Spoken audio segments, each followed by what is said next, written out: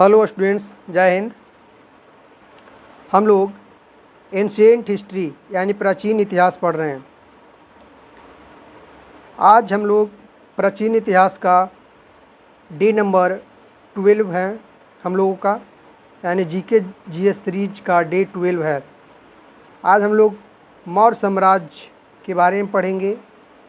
मौर्य साम्राज्य में 3 महान राजा हुए, चंद्रगुप्त मौर्य, बिंदुसार और अशोक। लेकिन आज हम लोग चंद्रगुप्त मौर्य और बिंदुसार के बारे में ही पढ़ेंगे। अशोक के बारे में हम लोग नेक्स्ट डे पढ़ेंगे। पढ़ने से पहले हम कहना चाहूँगा कि आप जो पाठशाला एकेडमी यूट्यूब चैनल है उसको सब्सक्राइब करें, लाइक करें और शेयर करें। हम लोगों को मौर्य साम्राज्य के बारे में जो जानकारी मिलती है वो कुछ पुस्तक से मिलती है। उसमें है कौटिल्य का अर्थशास्त्र। कौटिल्य जो थे उनको चाणक्य भी कहा जाता था। कौटिल्य चंद्रगुप्त मौर्य का गुरु थे और इन्होंने ही इनको राजा बनाए, क्योंकि इनको साम्राज्य जब मौर्य वंश का जो मौर्य साम्राज्य का नींव रखना था, वो नींव नंद वंश को हरा कर के रखा गया था। और नंद वंश के हराने में चाणक्य यानी कौटिल्य बहुत ही मदद किए थे। तो फर्स्ट जानकारी हम लोगों को अर्थशास्त्र से मिलता है। दूसरा विशाख दत्त का मुद्रा राक्षस से मिलता है। मुद्रा राक्षस में इनको मौर्य साम्राज्य के बारे में जानकारी मिला है। और मुद्रा राक्षस में कहा गया है कि ये लोग ब्रिसल थे, यानी निम्न कुल के व्यक्ति थे। ब्रिसल का मतलब होता है निम्न कुल। मेगास्थनीज का इनका से भी मिलता है। मेगास्थनीज चंद्रगुप्त मौर्य के दरबार में राजदूत के रूप में आए थे और इनका नामक पुस्तक लिखे और उसमें भी वो मौर्य साम्राज्य के बारे में लिखे थे। कुछ बौद्ध साहित्य से भी मौर्य साम्राज्य का जानकारी मिलता है, जैसे जातक कथाएँ, दिग् निकाय, महावंश, द्विवादन और अंगुत्तर निकाय से भी हम लोगों को मौर्य साम्राज्य की जानकारी मिलती है। तो चलिए हम लोग आगे चलते हैं। पुराणों में मौर्य राजाओं को शूद्र कहा गया है। पुराणों में क्या कहा गया है? शूद्र कहा गया है। मुद्रा राक्षस में ब्रिसल कहा गया है। ब्रिसल का मतलब होता है निम्न कुल के व्यक्ति, यानी मौर्य राजाओं को निम्न कुल का व्यक्ति कहा गया है मुद्रा राक्षस में। जूनागढ़ शिलालेख में वैश्य के रूप में जानकारी मिलता है कि मौर्य राजाओं वैश्य थे। ये है जो हिंदू कुश पर्वत से लेकर के स्वर्णगिरि तक और इधर वेंग से लेकर के बलूचिस्तान तक मौर्य साम्राज्य का सीमा था। यानी जब मौर्य साम्राज्य की संस्थापना हुआ उस समय वो सीमा इतना था। और कुछ प्रांत जो था चंद्रगुप्त मौर्य भी जीते थे या उनको उपहार में मिला था या दहेज में मिला था, जो कहिए। जैसे हेरात, मकराना, काबुल, कंधार, ये जो अफ़गानिस्तान और पाकिस्तान का क्षेत्र है वो उनको सेल्यूकस निकेटर से मिला था। चंद्रगुप्त मौर्य ने चाणक्य की सहायता से नंद वंश के शासक यानी अंतिम शासक थे धनानंद को पराजित करके मौर्य वंश का नींव रखें। कब रखे थे? तो 322 बीसी में, 322 ईसा पूर्व में। चंद्रगुप्त मौर्य जैन धर्म के अनुयायी थे और वो जैन धर्म का दीक्षा जैनी गुरु भद्राबाहु से लिए थे। चंद्रगुप्त मौर्य ने सबसे पहले धनानंद को पराजित किया था 322 बीसी में और उसके बाद 305 बीसी में सेल्यूकस निकेटर को पराजित किया था।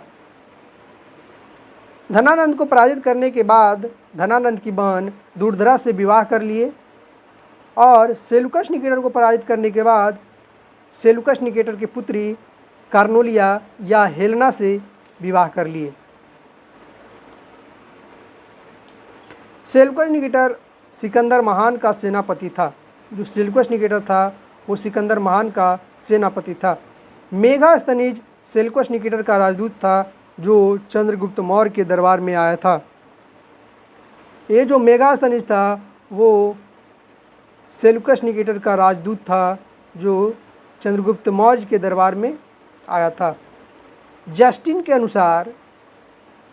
अनुसार चंद्रगुप्त मौर्य का नाम सेंड्रोकोटस कहा गया और इसकी पहचान विलियम जोन्स ने किया था कि जो सेंड्रोकोटस है वो चंद्रगुप्त मौर्य ही हैं। कौटिल्य ने अर्थशास्त्र में राज्य की प्रकृति का वर्णन किया है। उसने राज्य के 7 अंग बताए हैं। कौटिल्य ने अर्थशास्त्र में राज्य का वर्णन करते हुए राज्य का 7 अंग बताए हैं। उसमें से कौन कौन है? तो पहला है स्वामी, दूसरा है अमात्य, तीसरा है जनपद, चौथा है दुर्ग, कोष, दंड या सेना, ये क्यों कहा गया है, और 7वां है मित्र। इसे ही सप्तांग कहा गया है। सप्तांग ही इसे ही कहा गया है। यानी स्वामी राजा को कहा गया है, अमात्य मंत्री को कहा गया है जो प्रमुख मंत्री होते थे, जनपद उनका क्षेत्र को कहा गया है, दुर्ग उनका किला को कहा गया है, जो क्षेत्र था उनका किला को कहा गया है, कोषागार को कहा गया है, दंड या सेना को कहा गया है, और एक मित्र। ये हैं कौटिल्य अर्थात चाणक्य।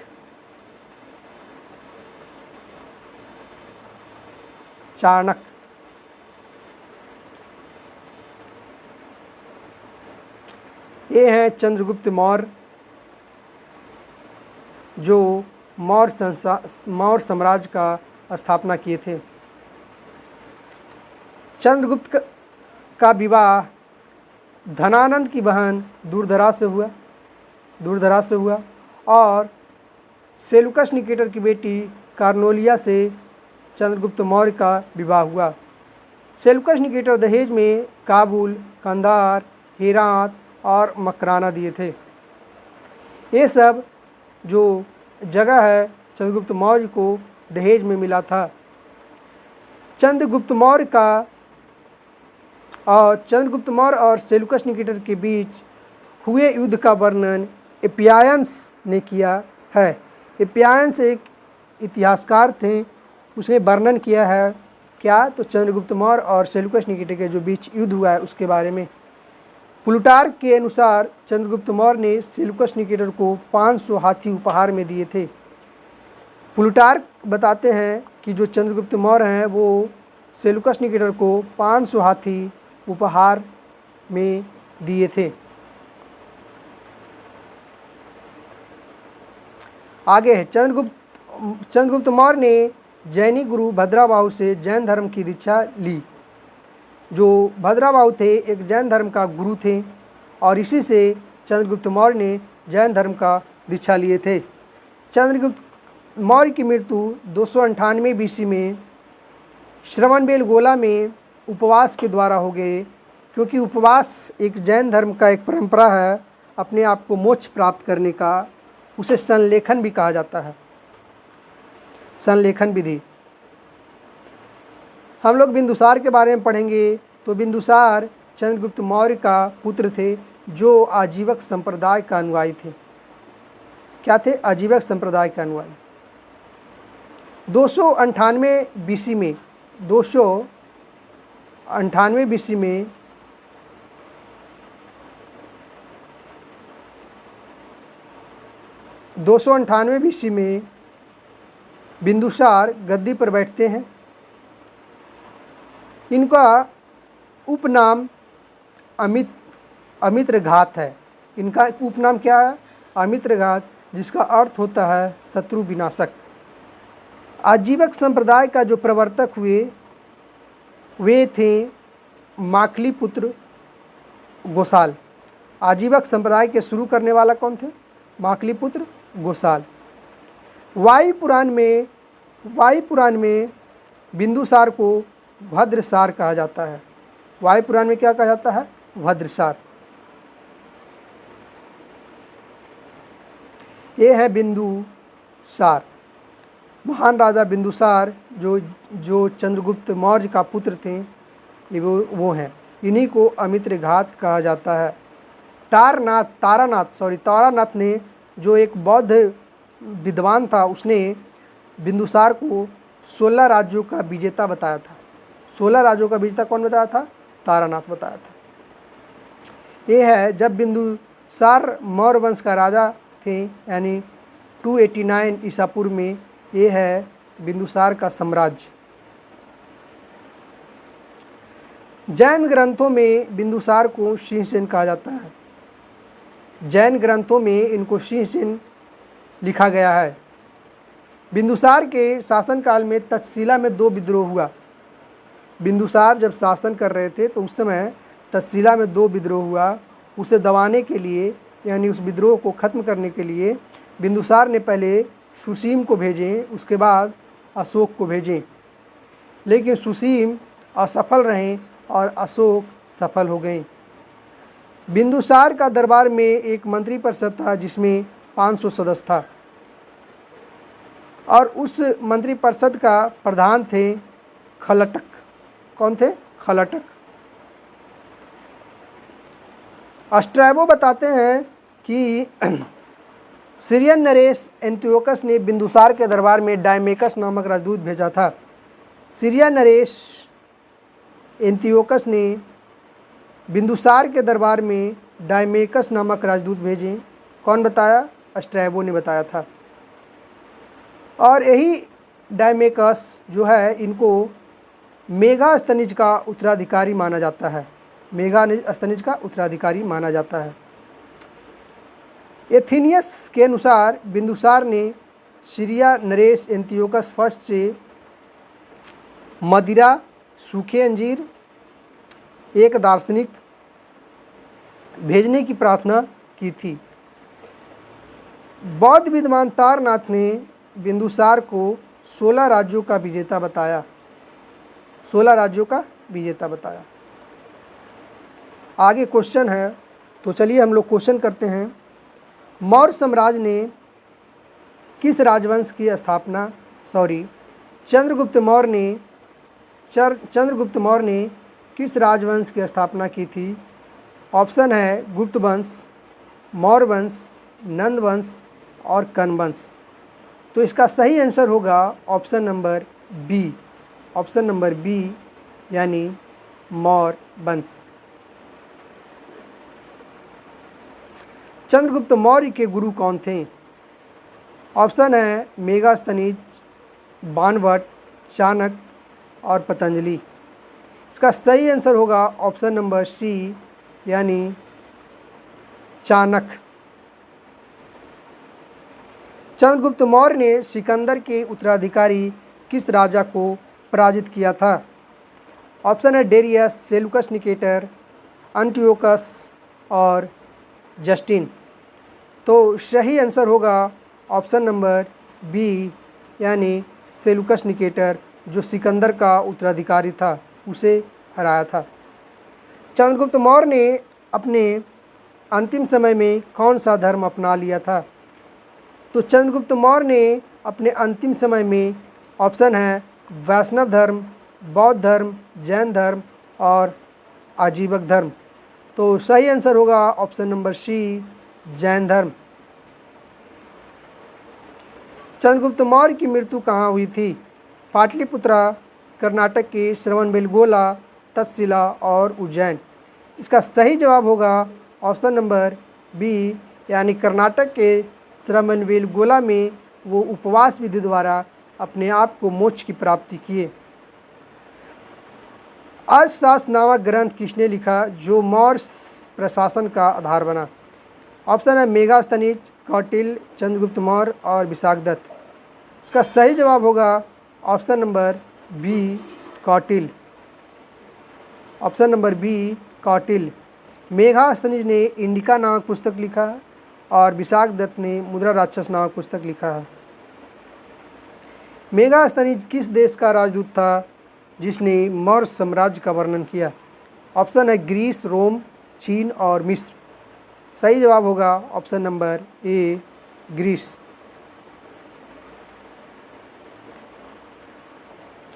चंद्रगुप्त मौर्य ने अपनी राजधानी कहाँ स्थापित की थी? तक्षशिला, पाटलिपुत्रा, उज्जैन, मगध। सही आंसर होगा ऑप्शन नंबर बी यानी पाटलिपुत्र। चंद्रगुप्त मौर्य का उल्लेख किन ग्रंथों में मिलता है? तो ऑप्शन है मुद्रा राक्षस, महाभारत, रामायण, मनुस्मृति। सही जवाब होगा आंसर ए मुद्रा राक्षस। सही जवाब होगा मुद्रा राक्षस। चंद्रगुप्त मौर्य की सेना में लगभग कितने सैनिक थे? 50,000, 1 लाख, 6 लाख और 10 लाख। इसका सही जवाब होगा option number C. Option number C 6 lakh. Chandragupta Maurya के शासनकाल में विदेश से आने वाले प्रसिद्ध राजदूत कौन थे? फाहियान, मेगास्थनीज, हुएनसांग और अलाब्रूनी। इसका सही जवाब होगा option number C Megasthenes.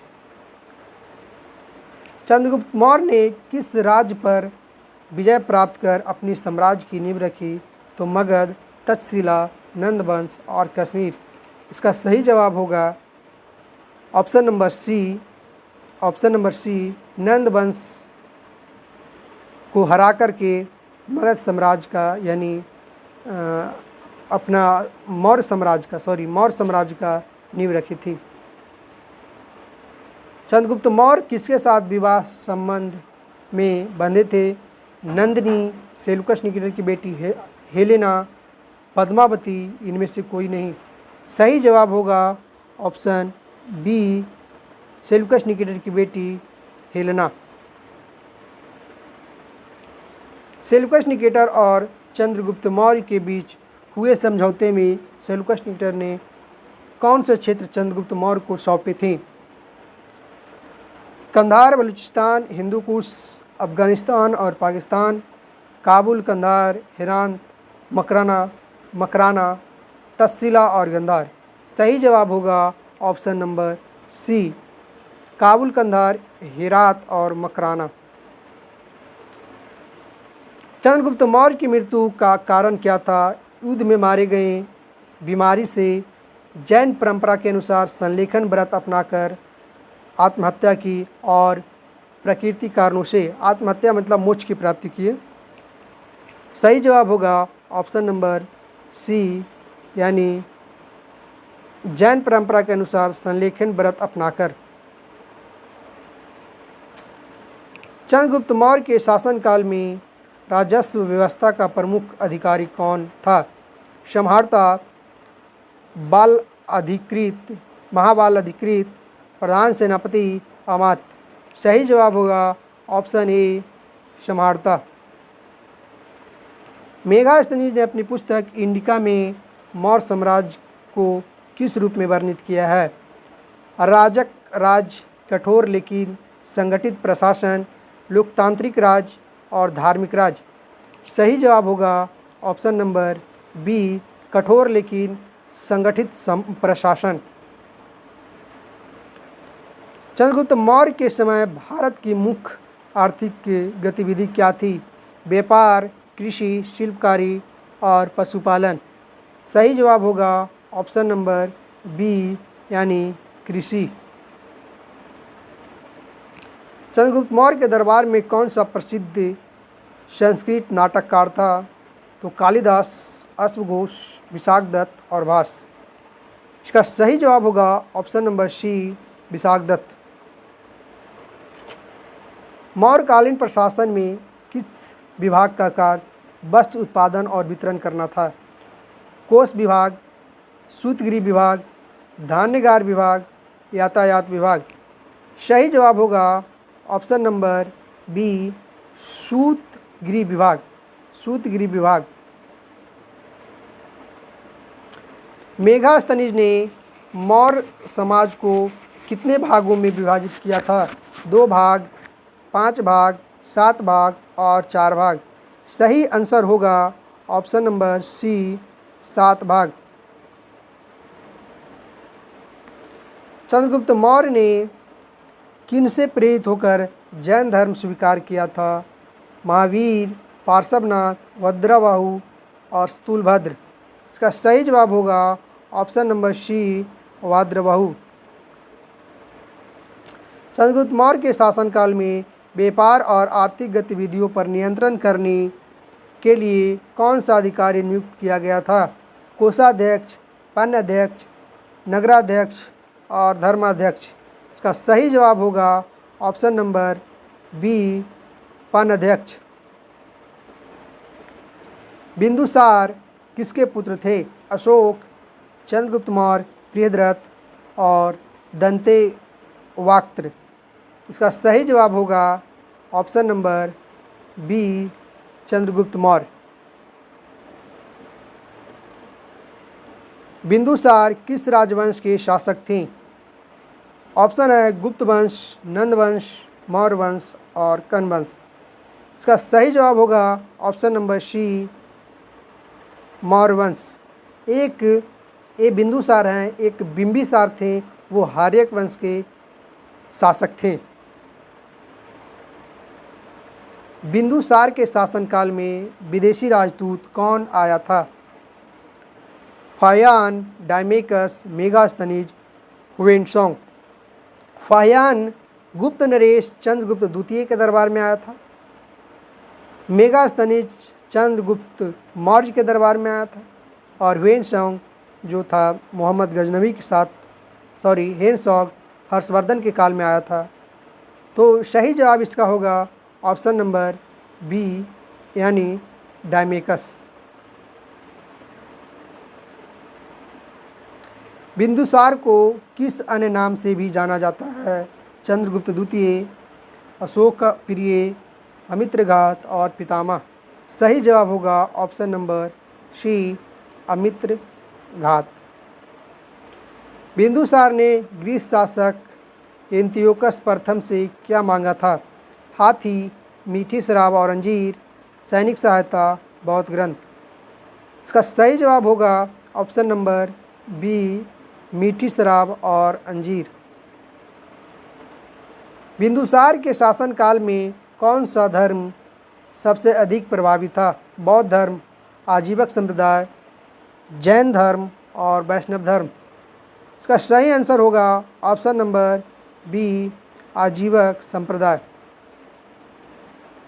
Bindusara के शासनकाल में कौन सा मंत्री सबसे प्रमुख था? कौटिल्य, मेगास्थनीज, राधागुप्त और पुष्यमित्र। इसका सही आंसर होगा ऑप्शन नंबर सी,